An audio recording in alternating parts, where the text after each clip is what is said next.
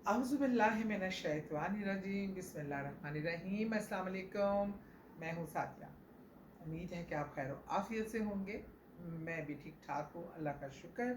अल्लाह ताला मेरे पाकिस्तानी बहन भाई जो इस टाइम सैलाब में बल्कि पाकिस्तान, इंडिया, दुनिया के किसी मुल्क में भी जो भी कोई इंसान इस टाइम सैलाब की परेशानियों में है, तकलीफ़ में है, और सबसे बढ़कर मेरे गज़ा के लोग जो मुसलमान जिस तकलीफ़ में, उनका तो हम कोई बयान ही नहीं कर सकते। उनका दुख अल्फाज ख़त्म है, बस सब ख़त्म है।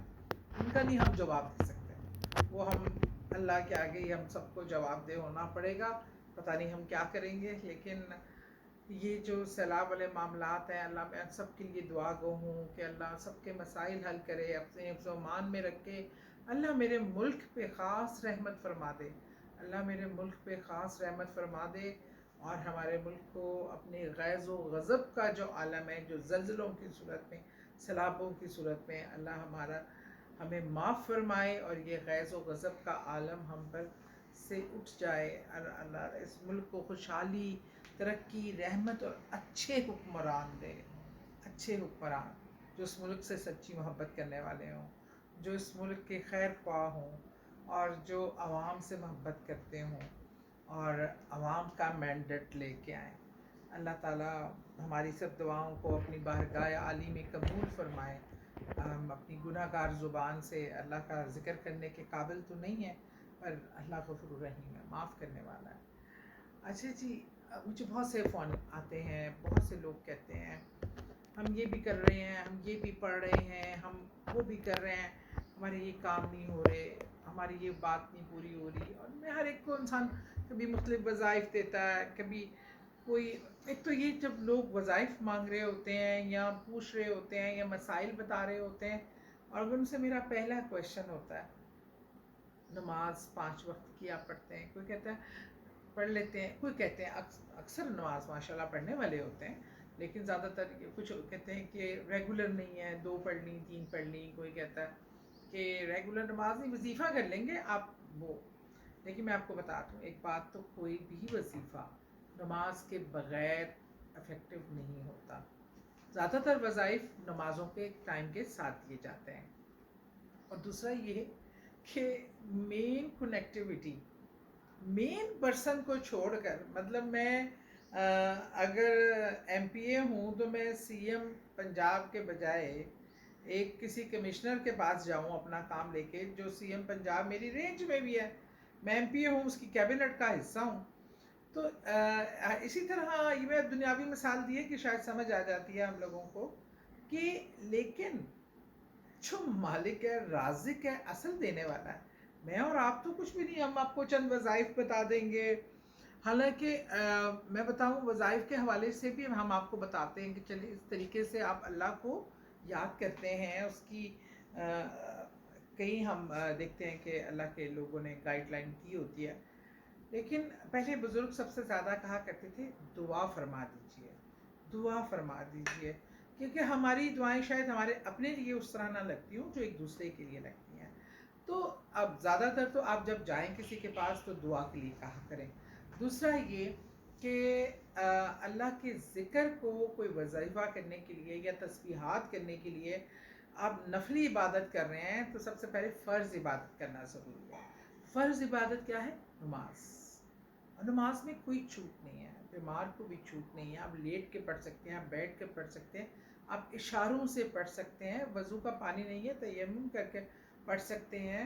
अल्लाह ने इतनी गुंजाइश दी है, इतनी गुंजाइश दी है, इतनी आसानियाँ फरमा दी हैं कि, और ये देखिए ना,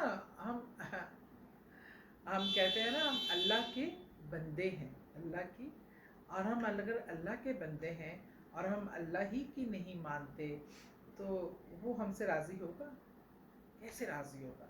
आप अपने बच्चे को 2 बार आवाज़ दें, वो आपकी आवाज़ ना सुने, तो आपको कैसा लगेगा? आपको उस पर गुस्सा नहीं आएगा? आप कितना डांटे डपटते हैं, तुम्हें सुना ही नहीं दे रहा, गालियाँ भी पड़ती हैं, बच्चों को थप्पड़ भी पड़ जाते हैं इसी बात के कि मैं तुम्हें पुकार रहा हूँ और तुम मेरी बात नहीं सुन रहे हो। और ये कितनी बदतमीज़ी कंसिडर होती है कि एक वालिदैन आपको आवाज़ दें या आपको बड़ा आवाज़ दे और बच्चा ना उस पर रिस्पॉन्ड करे, कोई भी ना रिस्पॉन्ड करे, या कोई बॉस दे, एम्प्लॉय उसको रिस्पॉन्ड ना करे, جب ایک عام رشتوں میں ایک انسانوں کے رشتوں میں ہم اتنا برا بناتے ہیں، اتنی بے ادبی ہے، تو میرا رب جو 5 بار تمہیں آواز دیتا ہے حی علی الفلاح، فلاح کی طرف آؤ، نماز کی طرف آؤ، حی علی الصلاح، نماز کی طرف آؤ، وہ میرے رب کا بلاوا ہوتا ہے. مؤذن تو صرف وہ بلاوا پڑھ رہا ہے، بلاوا تو رب کا ہے. اور آپ اس کے بلاوے بھی اگنور کریں، آپ اس کی بات بھی نہ سنیں، پھر چاہے آپ پر فضل و کرم بھی رہے، اس کی خفگی بھی نہ ہو، اس کی ناراضگی بھی نہ ہو. اور وہ تو پھر ہم تو معاف نہیں کرتے، وہ تو اللہ پاک تو بار بار کہتے ہیں گناہ کر لیا، ہو گیا، انسان ہو نا، خطا کے پتلے ہو، اللہ میرے آگے آؤ، معافی مانگو، میں تمہیں ایسے ہی کر دوں گا جیسے کہ نومولود پیدا ہوا بچہ گناہوں کی معافی اور استغفار کے بعد. ہر بار مرتے دم تک ہمیں موقع دیتا ہے. بس بات یہ ہے کہ ہمیں اپنے اللہ سے کب اس طرح رابطہ کرنا ہے. پہلی شرط نماز. دوسرا میں آپ کو ایک بہت ہی پیاری، آپ کی کوئی بھی ضرورت ہے، میں آپ کو سارے مسئلے کا حل ایک ہی وظیفے میں بتانے لگی ہوں.